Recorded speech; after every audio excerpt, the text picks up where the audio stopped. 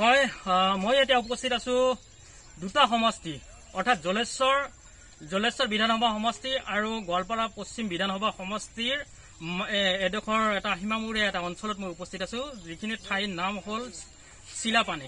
এই চিলাপানী গাঁওখনত মই উপস্থিত আছো আৰু লক্ষীপুৰ চহৰৰ পৰা মাত্ৰ 1 কিলোমিটাৰ আঁতৰত অৱস্থিত এই চিলাপানী ঠাইখন। আৰু এই চিলাপানী গাঁওখনৰ এটা পথ মই আমাৰ প্ৰাগ নিজৰ দৰ্শকক প্ৰথমতে দেখুওৱাৰ কাৰণে যত্ন কৰিম।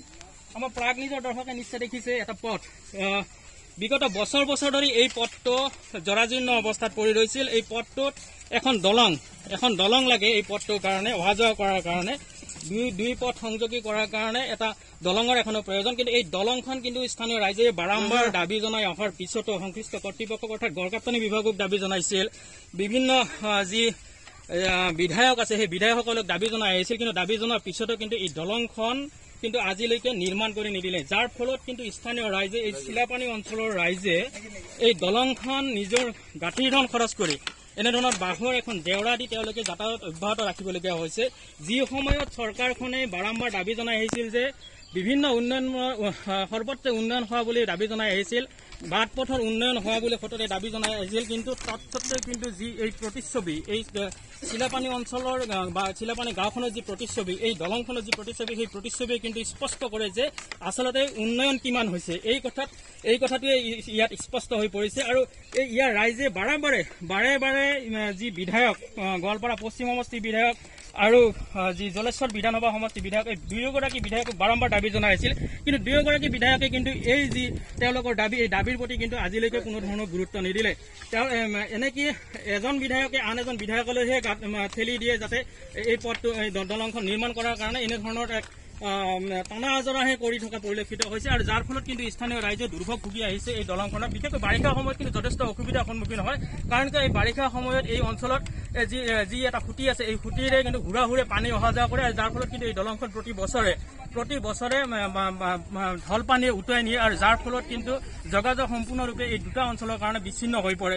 বিশেষকৈ চিলাপানীৰ পৰা টাকিমাৰীলৈকে যিটো পথ, এই পথটোত যিখন দলং, এই দলংখনে কিন্তু এক প্ৰকাৰ এই মুহূৰ্তত ক'ব লাগিব যিহেতু ভুগিছে স্থানীয় ৰাইজে এই দলংখনৰ কাৰণে। ইয়াতে একাংশ স্থানীয় ৰাইজ আছে, তেওঁলোকৰ পৰা মই পোনে জানিব বিচাৰিম। দাদা, আপুনি অকণমান আগবাঢ়ি আহিব। আপোনাৰ ঘৰ ইয়াতে? মোৰ ঘৰ ইয়াতে দাদা। কিমান বছৰ যুগ পৰা মানে এনেকা চলি আছে। আমি কিছুমান ইয়ং চেংৰাগিলা মানে চব একেলগে হৈ মানে দলংটা বনাই দিছো। ইয়াত একটা স্কুল আছে, মানে বাচ্চাবিলাক পঢ়িব নাপায়, যাব নাপায়, পানীত পৰি যায়। এটা নাও দিয়ে, নাৱৰ পৰা চাইকেল বাকৰি পৰি যায়, তাৰপৰা গাড়ী বাকৰি পৰি যায়। এনেকুৱা মানে একটা কিবা দেখি মানে আমৰা ইয়ং চেংৰাগিলা মানে একেলগে হৈ মানে ব্ৰিজখন মানে নিৰ্মাণ কৰিছো। আপোনালোকে যি গড়কাপ্তানি বিভাগ আছে তেওঁলোকক জনাইছিল? আমি জনাইছো, আমি বিধায়ক গোৱালপাৰা পশ্চিম সমষ্টিৰ মানে অচিত মণ্ডলক জনাইছো। ইয়াত মানে আগৰ যিটা এমএলএ আছিল ৰানিং জলেশ্বৰ সমষ্টি, ইয়াক জনাইছিল। তাৰপৰা আমাৰ তেওঁলোকে খালি কৈ আছে আমি দিম কিবা অনুদান দিম, তোমাৰ কাৰণে কিবা কৰিছে যদি আমি কিবা একটা তোমাক দিম, আৰু কি তুমি মানে ব্যৱস্থা মানে একটা কিবা আমি কৰি দিম। এনেদৰে আশা দি আছে আমি। ইয়াৰ পৰা মানে 2-3 কৰি গৈছো আমি এমএলএ ওচৰত, তাৰ আমাৰ ইয়াতে প্ৰেচিডেণ্ট আছে তাৰ ওচৰত গৈছো। ইহঁতে খালি মোক আশা দি আছে, মানে নাদে, মানে কৈ আছে খালি মানে যে দিম নাদে। কিন্তু হয়, এটা কথা ক'ব লাগিব যে বাৰম্বাৰ প্ৰতিগৰাকী বিধায়কৰ পৰা আৰম্ভ কৰি যিসমূহ জনপ্ৰতিনিধি আছে, বিভাগীয় কৰ্তৃপক্ষ আছে, তেওঁলোকে বাৰম্বাৰ স্থানীয় ৰাইজক আশাহে দি আহিছে যে দলংখন প্ৰতি বছৰে দিম বুলি কয়। কিন্তু সেই দলং কিন্তু আজিলৈকে তেওঁলোকে কিন্তু এখন উন্নত মানৰ যি RCC দলং, সেই RCC দলংখন কিন্তু আজিলৈকে তেওঁলোকে লাভ কৰিবলৈ সক্ষম নহল। এগৰাকী বয়সস্থ লোক আছে, আপোনাৰ পৰা জানিব বিচাৰিম। খুৰা কওকচোন, কিমান বছৰ ধৰি এনেধৰণৰ? প্ৰায় আজি 30 বছৰমান হ'ল এই নদীটো। 30 বছৰ এটা মানে সৰু এটা কালপাৰ্ট চিষ্টেম আছিল, এই যেনেকুৱা কাঠৰ যেনেকুৱা দলং এই চিষ্টেম আছিল।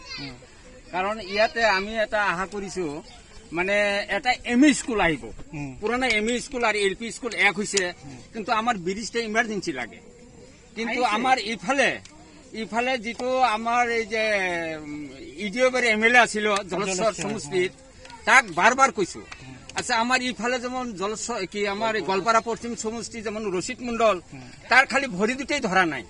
এনেকুৱা অৱস্থাত আমি চলি আছো। কাৰণ যোৱা বছৰত 2জন মানুহ মৰিছে নাও ডুবি, ছাত্ৰ ছাত্ৰী, বুজিছে না? আৰু এটা এমই স্কুল এটা ফিল্ডত আহি আছে, কিন্তু সিহঁতৰ দুটা লাগ নাই, গুৰুত্ব নিদিয়ে। যিহেতু নতুন চৰকাৰ এখন আহিছে, কি দাবী জনাব?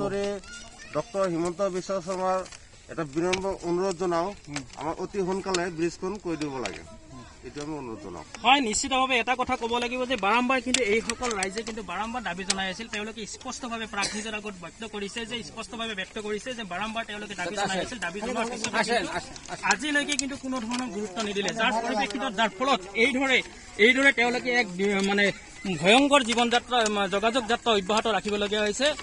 এনেধৰণৰ প্ৰতিদিনে যিটো আচলতে পথ, এই পথটো আচলতে খুব গুৰুত্বপূৰ্ণ এটা পথ, আৰু এই পথটোত প্ৰতিদিনে শ লোক অহা যোৱা কৰে। আৰু যিহেতু লক্ষীপুৰ সংযোগী পথ এটা আৰু লক্ষীপুৰ চহৰৰ লগত সংযোগী পথ এটা, আৰু এই লক্ষীপুৰ চহৰৰ বিভিন্ন কামত এইসকল স্থানীয় লোকে এই পথটোৰে অহা যোৱা কৰিব লাগে। বাৰিষা সময়ত এওঁলোকে নাও ব্যৱহাৰ কৰিব লাগে, অৰ্থাৎ এই দলংখন বাৰিষা সময়ত ঢলৰ পানীয়ে বা বানপানীয়ে উটুৱাই নিয়ে, আৰু যাৰ ফলত স্থানীয় লোকসকলে কিন্তু এই দলংখনৰ ওপৰেৰে যাতায়াত অব্যাহত ৰাখিব নোৱাৰে, যাৰ ফলত তেওঁলোকে এনেধৰণৰ নাৱেৰে যাতায়াত অব্যাহত ৰাখিবলগীয়া হৈছে। আৰু সেই মুহূৰ্তত কিন্তু বাৰে বাৰে কিন্তু স্থানীয় ৰাইজে বাৰে বাৰে বিভাগীয় কৰ্তৃপক্ষকে হওক বা স্থানীয় যি বিধায়ক হওক, তেওঁলোকক বাৰম্বাৰ যোগাযোগ কৰাৰ পিছতো বাৰে বাৰে দাবী জনাই অহাৰ পিছতে কিন্তু আজিলৈকে কৰি নিদিলে, যাৰ ফলত এতিয়া নতুন চৰকাৰখনক তেওঁলোকে অনুৰোধ জনাইছে যাতে এই দলংখন অতি শীঘ্ৰে যাতে উন্নীতকৰণ কৰি RCC দলং এখন দিয়ে, তাৰ কাৰণে দাবী উত্থাপন কৰিছে।